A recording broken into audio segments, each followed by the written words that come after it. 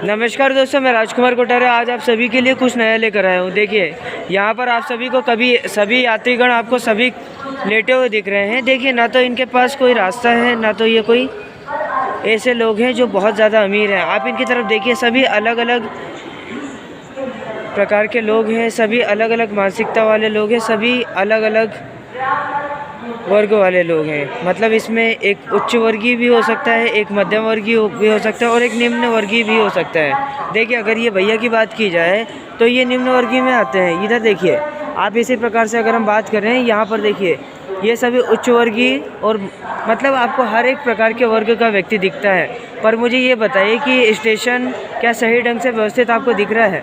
अगर आपको ये स्टेशन बहुत अच्छे ढंग से व्यवस्थित दिखता है, जैसा यहाँ पर एक स्टेशन है, इसे कानपुर रेलवे स्टेशन कानपुर केंद्रीय रेलवे स्टेशन कहा जाता है। यहाँ पर आप इसकी स्थिति देखिए, और ऐसा बताया जाता है हर एक मौसम में यहाँ पर इसी प्रकार की व्यवस्था होती है। पर मुझे ये बताइए, अगर यहाँ पर भारतीय रेलवे को इतना पैसा मिलता है तो क्या इसका सही ढंग से यूज़ हो रहा है? अगर यूज़ हो रहा है तो क्या कारण है कि ऐसी स्थिति भी उत्पन्न हो रही है? अगर ऐसी स्थिति उत्पन्न हो रही है तो इसका सॉल्यूशन अभी तक क्यों नहीं निकला? इस समस्या का समाधान क्यों नहीं निकला? मैं आप लोगों से पूछना चाहता हूँ कि क्या कारण है जिसकी वजह से इन लोगों को नीचे सोना पड़ता है? क्या कारण है कि आप लोग इसमें सहयोग नहीं कर रहे हैं? और क्या कारण है, इसके लिए ज़िम्मेदार कौन है इस व्यवस्था को अव्यवस्थित करने के लिए? मैं आप लोगों से पूछना चाहता हूँ। मैं चाहता हूँ कि एक बदलाव हो। वो बदलाव तब होगा जब आप लोग सहयोग करेंगे। अगर आपको लगता है कि हाँ, मैं सही कर रहा हूँ, तो आप कमेंट में जय हिंद लिख सकते हैं। अगर आपको लगता है कि हाँ, मुझे अपने कर्तव्य को निर्वहन नहीं करना चाहिए, तो आप अपने बिस्तर के अंदर गोदड़ी उठाएँ और अंदर घुस जाएँ। मुझे तकलीफ़ नहीं है, लेकिन हाँ, मेरा कर्तव्य है इस देश को उठाना। मैं अपने कर्तव्य तो निभाऊंगा इस देश के लिए। मैं शुरुआत करता हूँ आगे की। तो मुझे ये बताइए कि यहाँ पर इस संस्था के लिए, जैसे हम बात करें इन लोगों की समस्याओं के लिए, तो अभी तक ऐसा कितनी बार हुआ जब इस समस्या को उठाया गया? मैं आप लोगों से पूछना चाहता हूँ। इसके अलावा इस समस्या को अगर उठाया गया तो किस लेवल तक उठाया गया, किस स्तर तक उठाया, मुझे बताइए। अगर आप लोगों को ऐसा लगता है कि इस समस्या का कोई समाधान नहीं है, तो दोस्तों फिर ये समस्या बनी ही क्यों? दूसरी चीज़, इन लोगों को यहाँ पर लेटने की अनुमति कैसे है? अगर आप लोग अपने आप को या आपके ये मुद्दे आपको ढीले ढाले रखते हैं, तो मुझे ये बताइए, ये समस्या है लेकिन हम लोग इनका समस्या का समाधान क्यों नहीं करते? मैं आप लोगों से पूछना चाहता हूँ। अभी दिवाली का सीज़न चल रहा है, दिवाली का शायद आज 7वां दिन है, पर मुझे ये बताइए कि हम लोग इस देश को सम्मान कब देंगे? हम इस देश को सम्मान तब देंगे जब इस देश में हम सम्मानीय व्यक्तित्व को पैदा कर सकेंगे, जब हम इस देश में उन नागरिकों को मजबूत कर सकेंगे जो कि इस देश की जड़ है। उन्हें हम बोलते हैं भारतीय। अगर एक भारतीय के अंदर भारतीयता नहीं है तो वो किसी काम का नहीं है। अगर वो भारत का है तो मतलब का नहीं है, लेकिन अगर वो भारत का है लेकिन उसके अंदर भारतीयता है तो वो मतलब का है। मैं आप लोगों से बोलना चाहता हूँ कि हम लोग अभी तक अपने आप में बदलाव क्यों नहीं कर रहे हैं? यहीं कानपुर में कल के दिन मुख्यमंत्री आए थे, लेकिन इतना स्पेशल थे कि भाई साहब प्रोटोकॉल ही कोई नहीं तोड़ रहा है। कोई प्रोटोकॉल तोड़ करके मुझे ना तो उनसे मिलने दे रहा है, ना तो उनसे मिलने के लिए कोई अनुमति दी जा रही है। अब मैं, अगर मुझसे हो सकता है तो मैं वहाँ लखनऊ खुद जाऊँगा, डायरेक्टली मिलूँगा योगी जी से। मैं उनसे पूछना चाहता हूँ कि भाई क्या कारण जिसकी वजह से आपके यहाँ शहर में और आपके यहाँ का जो पूरा यूपी है, यूपी में आज के 75 साल से कुछ भी बदलाव नहीं हो पाया? क्यों यहाँ के लोग अपने रोजगार के पीछे भागते हुए अपने राज्य को छोड़कर बाहर जाते हैं? मैं आप लोगों से पूछना चाहता हूँ कि आप लोग इन्हें बाहर क्यों जाने देते हैं? क्या हमारा यूपी इतना सड़ा गला है? क्या यहाँ की जो व्यवस्थाएं इतनी सड़ी गली हैं कि जो इन लोगों को यहाँ से बाहर जाने दें? क्या यहाँ की व्यवस्थाएं इतनी गंदी हैं जो यहाँ के लोगों में रोज़गार पर्याप्त रूप से न उत्पन्न होने दें? मैं आप लोगों से पूछना चाहता हूँ, क्या यहाँ पर इतनी गंदी परिस्थितियाँ हैं कि यहाँ के लोगों को बाहर दूसरे राज्य में भी जाना पड़े? यहाँ की जनसंख्या मैं मानता हूँ 23 करोड़ है, लेकिन मुझे ये बताइए, ये जनसंख्या पैदा की किसने? मैं आप लोगों से पूछना चाहता हूँ, अगर ये जनसंख्या पैदा हुई है तो इसका जिम्मेदार कौन है?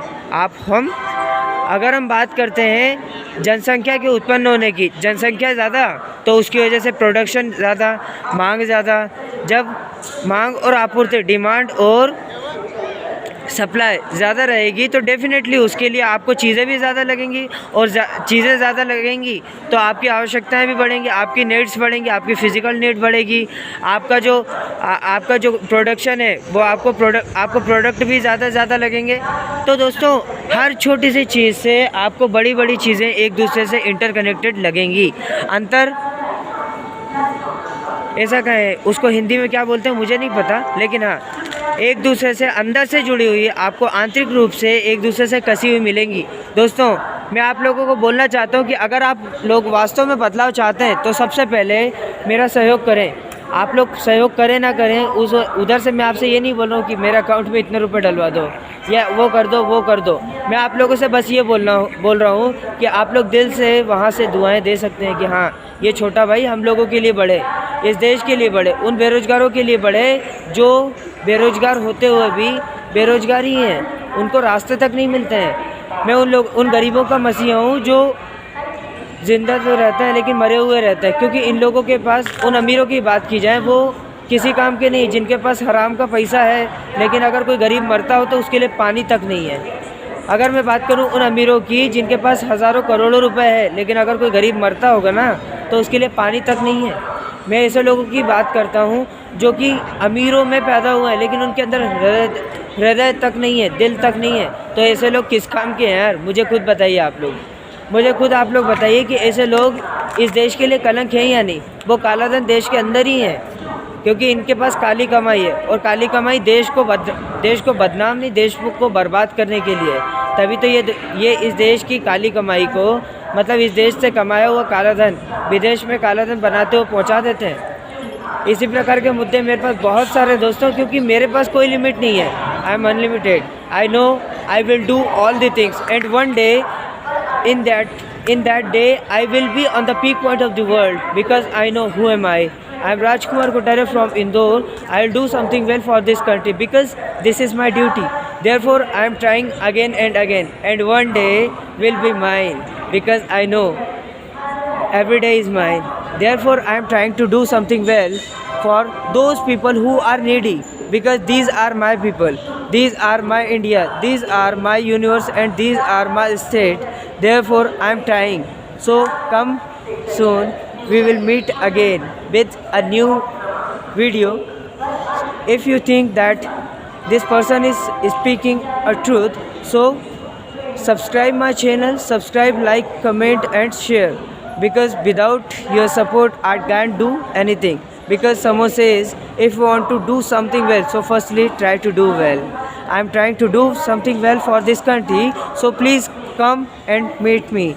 If you want to take my contact number, so contact me on 8085839565, और इन हिंदी 8085839565।